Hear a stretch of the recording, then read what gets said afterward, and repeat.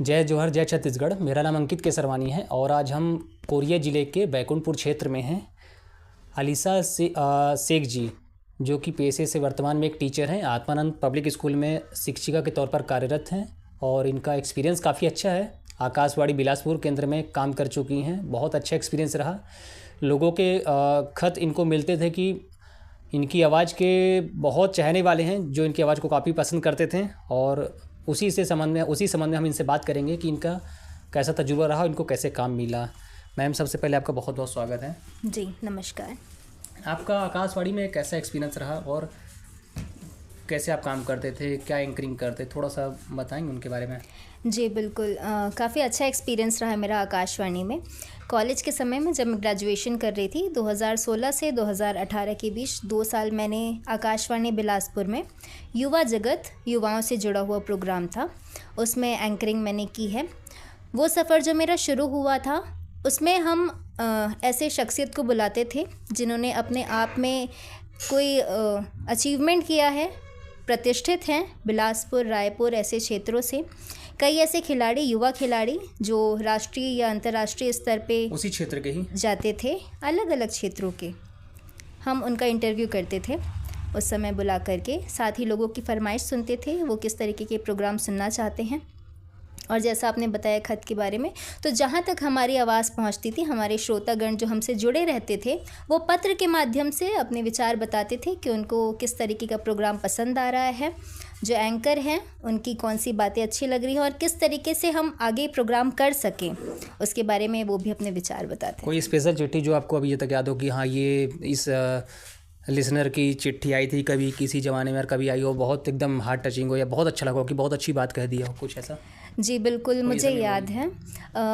शिक्षक दिवस की बात है। शिक्षक दिवस का हमारा प्रोग्राम था एक, उसमें हमने एक सेशन रखा था, आपस में हम बात कर रहे थे जी। और वो स्पेशल हमने एक सेशन रखा था कि उसमें हमने सोचा 2 एंकर्स जो हमारे थे, हम आपस में ही बात करेंगे और हमारा जो एक्सपीरियंस रहा है हमारे टीचर्स के साथ, हम कुछ वैसी बात करेंगे। और इससे एक दिन पहले हमने एक फ़ोन कॉल के माध्यम से भी लोगों के विचार मंगाए हुए थे और उसमें काफ़ी प्यारी प्यारी बातें सामने निकल के आई थी कि कैसे ग्रामीण क्षेत्रों में जो शिक्षक हैं अपने खर्चे से उन विद्यालयों में जो बच्चे पढ़ रहे हैं, यदि मूलभूत सुविधाएं नहीं मिल पा रही हैं तो वो उनको पहुंचा रहे थे। अच्छा, ऐसा भी है? जी, ऐसा भी हुआ था और वो काफ़ी अच्छा सेशन था। और उसके बाद जो पत्र आए थे वो लोग अपने एक्सपीरियंस शेयर कर रहे थे कि हाँ, हमारे आसपास भी, और अब हम इसे सुन के खुद में मोटिवेटेड महसूस कर रहे हैं कि अब हम भी ऐसा कुछ कार्य करेंगे। चलिए, बहुत अच्छी बात अगर ऐसा है तो। जी जी।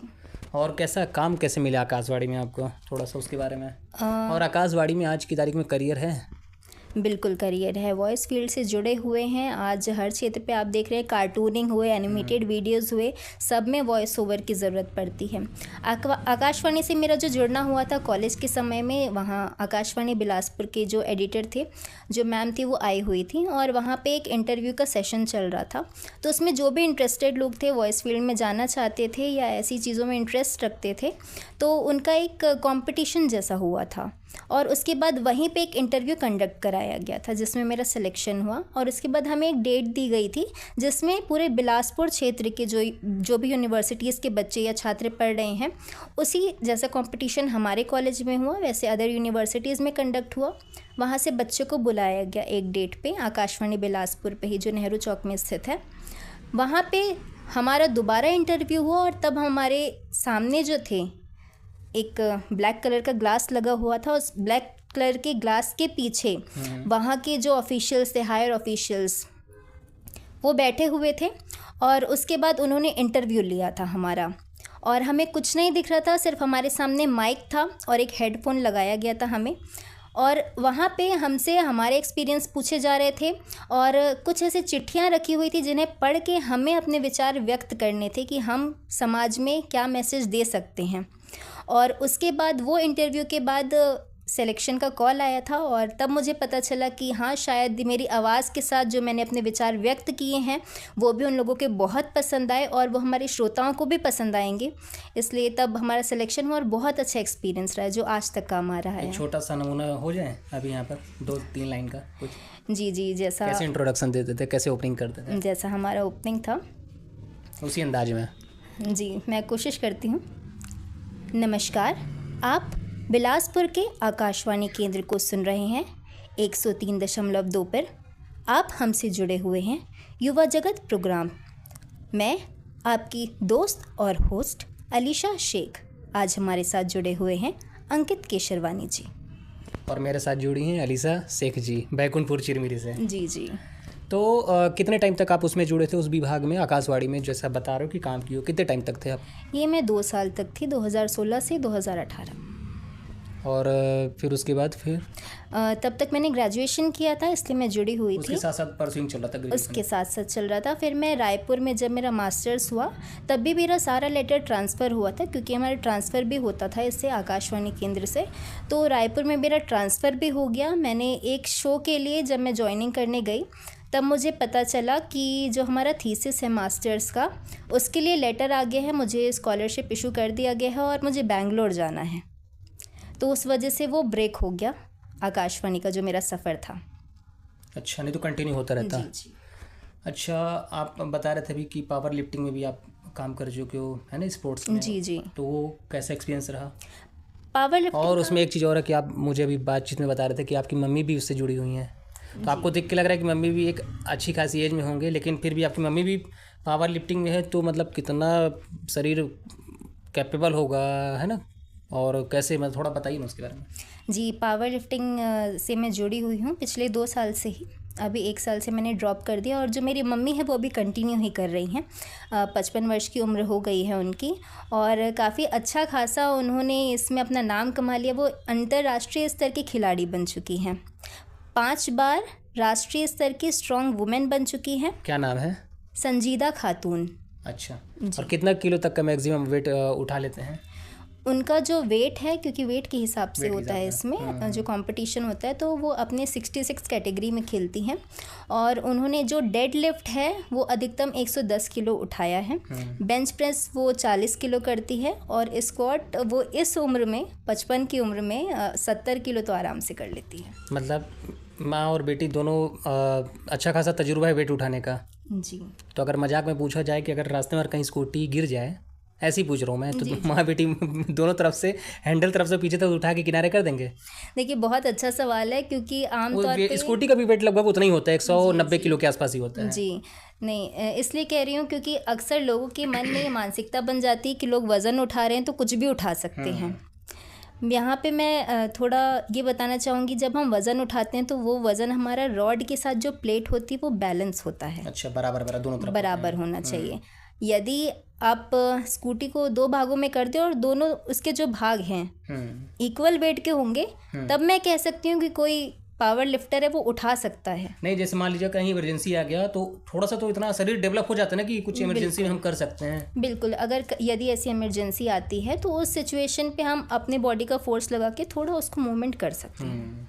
नहीं, अच्छी बात है, मम्मी भी उसी चीज़ में, मतलब उनको भी तजुर्बा है और बेटी को भी तजुर्बा, बहुत अच्छी बात है। मतलब ऐसा कम ही देखने को मिलता है कि माँ इतनी उम्र में भी पावर लिफ्टिंग का मतलब इतना तजुर्बा है और आपको भी है। आत्मानंद स्कूल में कैसे जुड़े आप और कितने टाइम से हो?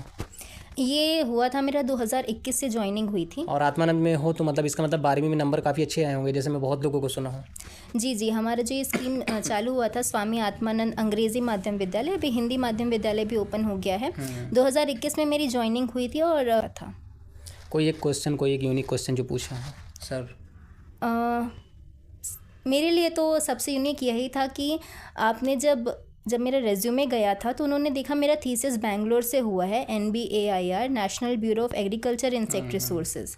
उन्होंने बोला कि आप जब इतने बड़े संस्था से MSc परस्यू करके आ चुके हो, आपका थीसिस इतना अच्छा हुआ है, आप एजुकेशन फील्ड में, स्कूल फील्ड में क्यों जाना चाहते हो? मेरे लिए एक सवाल ये था और तब मैंने जवाब दिया था कि आज हर कोई अपने बच्चे के लिए एक अच्छा टीचर चाहता है, पर खुद वो ये नहीं चाहते कि वो अच्छे टीचर बने। एक मानसिकता ये रहती है, चाहते ज़रूर है कि हमारे बच्चे को एक अच्छा टीचर मिले जो गाइडेंस दे। तो मैंने ये सोचा था अगर मैं अच्छी चीज़ें सीख के आ रही हूँ और इस क्षेत्र में मेरे इन चीज़ों की वजह से मैं जिन बच्चों के साथ इंटरेक्ट करूँगी उनको अच्छी नॉलेज दे पाऊँगी, तो ये मेरे लिए अपने आप में एक उपलब्धि होगी। चलिए, अच्छी बात है, बड़ी सहजता से आप आंसर दे रहे हो हर चीज़ का। तो मतलब ये जो एक्सपीरियंस है वो पढ़ाई से तो जैसे है ही है, और जो सिंसियरिटी है जो आकाशवाणी में काम की उसका भी तजुर्बा काफ़ी काम आ रहा है, मुझे ऐसा लग रहा है। जी, आकाशवाणी मतलब मेरा वॉइस फील्ड का उसका तजुर्बा तो मेरा यहाँ भी काम आ रहा है। जैसे काफ़ी सीखने को मिला होगा। काफ़ी कुछ सीखने को मिला है, और वही तजुर्बा जो है आज, क्योंकि मैं काव्य लेखन भी पहले से करते आ रही हूँ, तो वॉइस और ये काव्य लेखन का जो एक मेरा संगम था, उस वजह से India book of records, world book of records London, और बाहर भी नाम जा चुका है। बाहर भी नाम जा चुका है। कई साहित्यिक संस्था से मुझे सम्मान भी दिया जा चुका है। साथ ही इस वर्ल्ड वॉइस फील्ड से जुड़ने के साथ जो यहाँ पे जिला स्तर के कार्यक्रम होते हैं या गैर शासकीय कार्यक्रम भी होते हैं, उस पर भी मुझे एंकरिंग करने को कहा जाता है। मैं उसमें भी एंकरिंग करती आई हूँ। और साथ ही अभी मैं बताऊँ तो लोकसभा चुनाव यहाँ पे जो चल रहा था, एक और चीज़ मैं आपको बताना चाहूँगी, एक नई मुहिम चलाई गई थी यहाँ जिला प्रशासन के द्वारा। ट्रेन का जो एंकरिंग होता है, जिसमें आप सुने होंगे 180242, ये ट्रेन इस प्लेटफॉर्म पे आती है।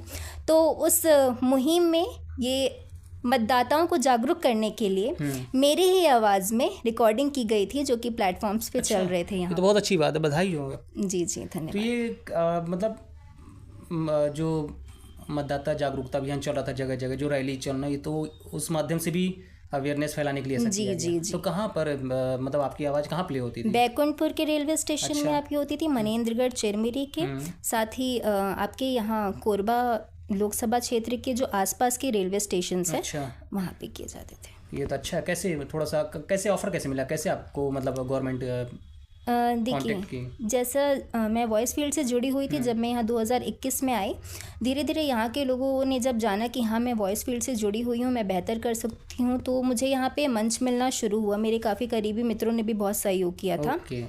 तो जब मुझे यहाँ मंच मिलना शुरू हुआ तो यहाँ के जो अधिकारी गण हैं वो ये समझ चुके थे कि हाँ अगर बेहतर प्लेटफॉर्म दिया जाए तो ये काफ़ी अच्छा कर सकती हैं। और मैं प्रशासन के साथ जुड़ी रही तो उन चीज़ों में फिर मैं कंटिन्यू करती रही। कैसे थोड़ा सैंपल हो जाए। चुनाव तो ऐसे ख़त्म हो गए कल ही। कल ही 7 तारीख था ना? जी, आज 8 तारीख है। तो मान लो 7 तारीख है, अभी तो बंद हो गया होगा ना आपका, क्योंकि चुनाव खत्म हो गया। अभी तो बंद हो गया। तो मान लीजिए 7 तारीख है आज, और बैकुंठपुर स्टेशन में मैं बैठा हूँ, रेलवे स्टेशन पर, मेरे गाड़ी का अनाउंसमेंट भी हो गया, इसी नंबर ऐसा ये सब है, और बीच में फिर आपका मान लीजिए मैं सुनता हूँ, तो किस तरह से सुनता, अगर सुनता तो? जी, कुछ इस तरीके से था। यात्रीगण कृपया ध्यान दें, दिनांक 7/5/2024 को सुबह 7 से शाम 6 बजे तक आप अपने मतदान केंद्र जाएं और अपने मताधिकार का प्रयोग अवश्य करें एवं जागरूक नागरिक बने।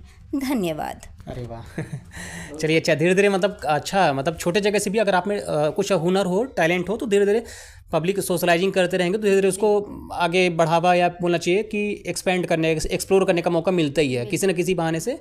कुल मिला के आप एक चीज़ मैं नोटिस किया हूँ आपके पूरे बातचीत में कि सोशलाइजिंग करने का फ़ायदा मिलता है लोगों से। बिल्कुल, बहुत फ़ायदा मिलता है। जरूरी है लोगों से मिलना ज़रूरी है, आपसी तालमेल होना चाहिए। आप सामंजस्यता के साथ अगर समाज में रह रहे हैं, विचारों का आदान प्रदान हो रहा है, तो ये आपकी चीज़ों को, अगर आप में टैलेंट है तो आपको बढ़ावा आसानी से मिल जाता है। ये तो है। चिरमिरी में जन्म स्थान है आपका, चिरमिरी में सारे लोग जानते होंगे? जी, ऑलमोस्ट। तो हमारी भी जान पहचान करा दोगे चिरमिरी सबसे?